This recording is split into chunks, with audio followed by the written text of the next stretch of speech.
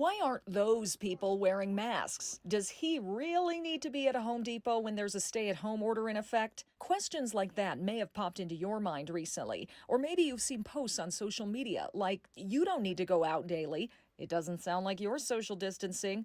Or you with the N95 mask. That should go to a trained provider dealing with symptomatic patients. So we're going 360. Is it okay to judge others right now? Could it save lives? Or is it just more of the same old shame game?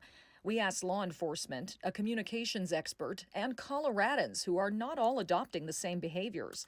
Outside a Denver grocery store, we asked some mask-wearing shoppers if they're prone to judge those who are showing their faces. I try not to judge, and I just do my own thing. I probably wouldn't judge people. I think it's their choice, really, even though the governor asks us to wear them.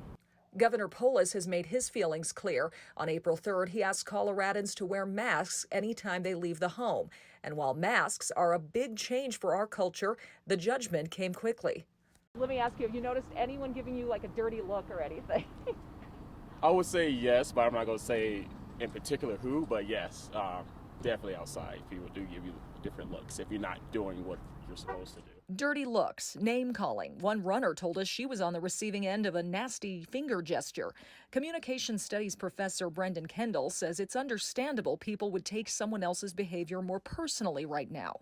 It makes sense to me that people's reaction to others may be uncivil, may be more amplified than usual, may involve different kinds of emotions than we usually want to display to others. Absolutely. He says we all still have a choice, though, in how to communicate our emotions, and that shaming isn't the best way to get someone to change. Research shows that what we do when we shame people is tempt them or prompt them to remove themselves from that, to try to separate themselves from that shame, rather than try to restore their status. So if wagging your finger doesn't work, maybe calling the cops will. It appears many people are turning to law enforcement asking them to do the shaming. We receive a number of calls, and I was told the other day, I think we get about 100 calls a day that are just questions.